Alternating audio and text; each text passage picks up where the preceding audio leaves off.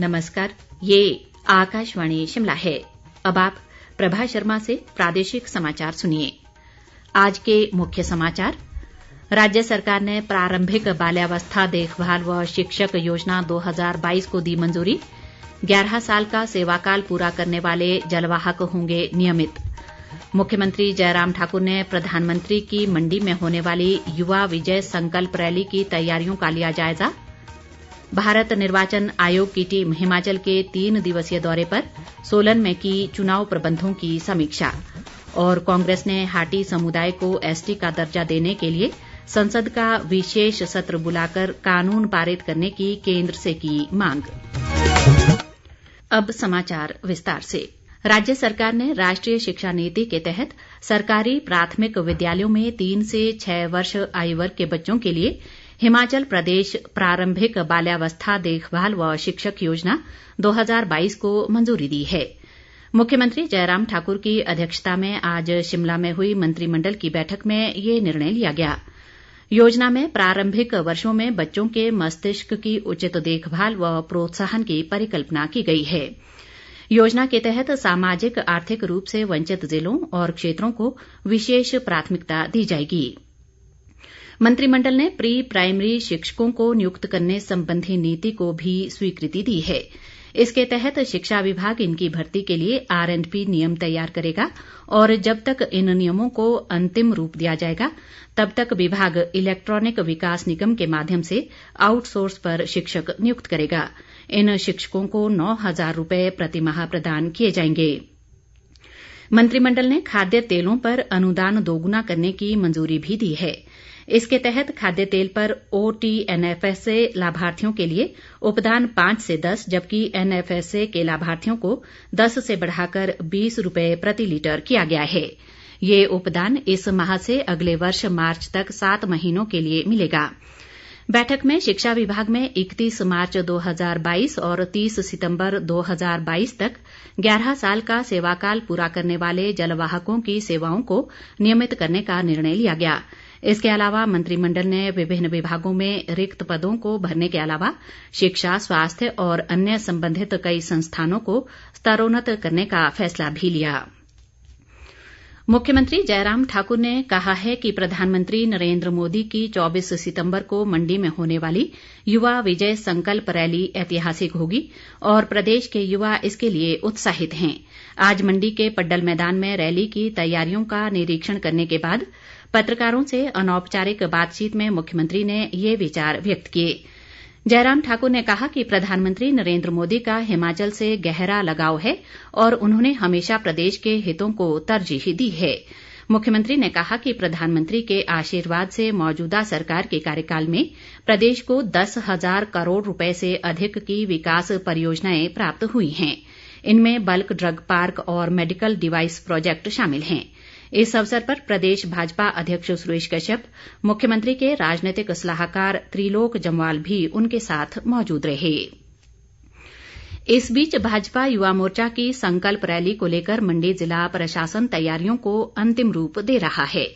आज मंडी में एक पत्रकार वार्ता में पुलिस अधीक्षक शालिनी अग्निहोत्री ने बताया कि प्रधानमंत्री की रैली के दौरान 1800 पुलिस जवान मोर्चा संभालेंगे और सभा स्थल के समीप 150 नए CCTV कैमरे लगाए गए हैं ताकि हर गतिविधि पर पुलिस की नजर रहे। केंद्रीय सूचना व प्रसारण मंत्री अनुराग सिंह ठाकुर ने केंद्रीय योजनाओं व कार्यक्रमों के सुचारू कार्यान्वयन के लिए विभागों के आपसी तालमेल पर बल दिया है। उन्होंने आज धर्मशाला में आयोजित जिला विकास समन्वय व निगरानी समिति की बैठक को वीडियो कॉन्फ्रेंसिंग के माध्यम से संबोधित किया। सांसद किशन कपूर बैठक में विशेष अतिथि के रूप में मौजूद रहे। अनुराग ठाकुर ने इस दौरान संबंधित विभागीय अधिकारियों से केंद्रीय प्रायोजित योजनाओं की जानकारी ली और सभी विकास कार्यों को समयबद्ध पूरा करने के निर्देश दिए। उन्होंने कहा कि कृषि, बागवानी, पर्यटन और उद्योग लगाने में स्वरोजगार की अपार संभावनाएं हैं और युवाओं को इस दिशा में प्रोत्साहित किया जाना चाहिए। अनुराग ठाकुर ने स्थानीय किसानों को ई-नाम पोर्टल से जोड़ने के भी अधिकारियों को निर्देश दिए ताकि किसानों को अपने उत्पाद के बेहतर दाम मिल सकें। केंद्रीय हाटी समिति के हाटी विकास मंच की शिमला इकाई के एक प्रतिनिधिमंडल ने आज शिमला स्थित राजभवन में राज्यपाल राजेंद्र विश्वनाथ आर्लेकर से भेंट की। इस मौके पर राज्यपाल ने हाटी समुदाय को उनकी मांग के अनुसार जनजातीय दर्जा प्राप्त करने पर बधाई दी। उन्होंने कहा कि ये उनके साझे प्रयासों और प्रधानमंत्री नरेंद्र मोदी और केंद्रीय गृह मंत्री अमित शाह के सहयोग से संभव हो पाया है। प्रदेश में होने वाले विधानसभा चुनाव की तैयारियों की समीक्षा के लिए भारत के मुख्य चुनाव आयुक्त राजीव कुमार और चुनाव आयुक्त अनूप चंद्र पांडे के नेतृत्व में आयोग की एक उच्च स्तरीय टीम 3 दिवसीय हिमाचल दौरे पर है। 8 सदस्यीय टीम ने आज सोलन जिले के राजकीय वरिष्ठ माध्यमिक विद्यालय धर्मपुर में पोलिंग बूथ का दौरा किया। इस अवसर पर मुख्य चुनाव आयुक्त ने वरिष्ठ मतदाताओं और दिव्यांग मतदाताओं को सम्मानित किया। उन्होंने नए मतदाताओं से भी बातचीत की और उन्हें मताधिकार का प्रयोग करने के लिए प्रोत्साहित किया। आज बेसिक कार्यक्रम यही था कि एक बूथ बहुत अच्छे से सुसज्जित हो जब भी इलेक्शंस हो, और उसमें कैसे ज्यादा से ज्यादा सभी हिमाचल के जितने वोटर्स हैं वो वोट देने जरूर आगे आए। तो आज यहाँ हमारे जो वृद्ध जन हैं उनसे मुलाकात हुई, जो हमारे थर्ड जेंडर के लोग हैं उनसे मुलाकात हुई, और जो यंग वोटर्स हैं। तो हर स्कूल में, हर कॉलेज में जो भी 18 साल के बच्चे हो गए हैं उन्हें उत्साहित करना, प्रेरित करना और उन्हें वोट देने जरूरी आना, इसके लिए हम लोग उन्हें सबको प्रेरित किया। और बुजुर्ग जितने हैं हमारे, उनसे तो हम आभार हर किस्म से व्यक्त करते हैं कि वो आज तक इतना वोट देते रहे हैं, और यंग जनरेशन के लिए भी वो प्रेरणा के स्रोत हैं। तो पूरे हिमाचल में जब भी चुनाव डिक्लेयर होगा तब सभी लोग अधिक से अधिक बढ़ के वोट दें और ये कीर्तिमान स्थापित करें कि इस बार कम से कम इतनी वोटिंग हो जो पहले कभी नहीं हुई। कमीशन जो है वो बहुत सजग है इस बात के लिए, और कोई किसी कारणवश नहीं आ सकते हैं तो उनको पहले एक फॉर्म 12D दिया जाएगा, जिसको भरने से वो अपने घर बैठकर भी वोट दे सकते। तो ये एक विशेष सुविधा है कि वो वृद्धजन, वो वृद्ध वोटर्स जो बूथ पर आने में किसी वजह से नहीं आ पा रहे हैं, 80 साल से ऊपर। केंद्रीय जनजातीय कार्य मंत्री अर्जुन मुंडा ने कहा है कि केंद्र सरकार जनजातीय समाज के कल्याण के लिए अनेक योजनाएं चला रही है और इनकी जानकारी इस वर्ग के लोगों को पहुंचाई जानी चाहिए ताकि उन्हें लाभ मिल सके। वे प्रदेश के 2 दिवसीय दौरे के दौरान कल लाहौल स्पीति जिले की कोकसर पंचायत के तेलिंग गांव में बोल रहे थे।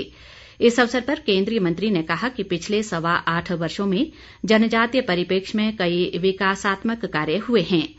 अर्जुन मुंडा द्वारा लाहौल के विभिन्न विकास कार्यों के लिए 16 करोड़ रुपए की राशि जारी करने पर तकनीकी शिक्षा मंत्री रामलाल मारकंडा ने उनका आभार जताया।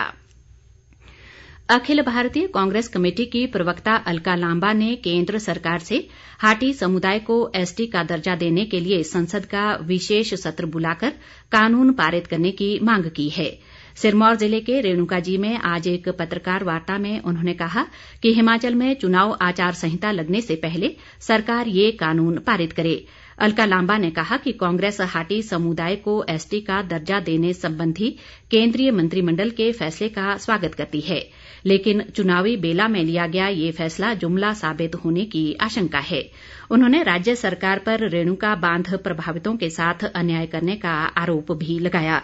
अलका लांबा ने कहा कि सत्ता में आते ही कांग्रेस प्रभावितों को भू अधिग्रहण कानून के तहत निर्धारित 4 गुना मुआवजा देगी।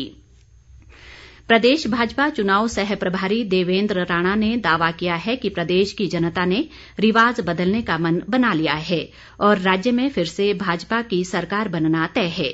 शिमला में आज पत्रकारों से बातचीत में उन्होंने कहा कि भाजपा के पास सुदृढ़ संगठन व मजबूत कार्यकर्ता हैं जो आगामी चुनाव में पार्टी की जीत सुनिश्चित करेंगे। देवेंद्र राणा ने कांग्रेस को नेतृत्व विहीन पार्टी करार देते हुए कहा कि कांग्रेस के पास ना तो नेता है, ना नीति और ना ही नियति। उन्होंने कहा कि संसदीय बोर्ड और पार्टी आलाकमान के फैसले के बाद ही टिकटों का आवंटन किया जाएगा। प्रारंभिक शिक्षा विभाग शिमला ने जेबीटी अध्यापकों के 75 पात्र अभ्यर्थियों को अपने मूल प्रमाण पत्रों के आधार पर संबंधित प्रमाण पत्रों का सत्यापन करवाने के लिए कल 23 सितंबर को राजकीय उच्च पाठशाला चौड़ा मैदान में 10 बजे से शाम 5 बजे तक आने का आग्रह किया है। विभाग के उपनिदेशक ने बताया है कि इन पदों को हिमाचल प्रदेश चयन आयोग हमीरपुर के माध्यम से जारी परिणाम के आधार पर भरा जा रहा है। अंत में मुख्य समाचार एक बार फिर।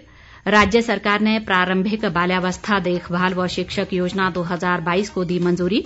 11 साल का सेवाकाल पूरा करने वाले जलवाहक होंगे नियमित। मुख्यमंत्री जयराम ठाकुर ने प्रधानमंत्री की मंडी में होने वाली युवा विजय संकल्प रैली की तैयारियों का लिया जायजा।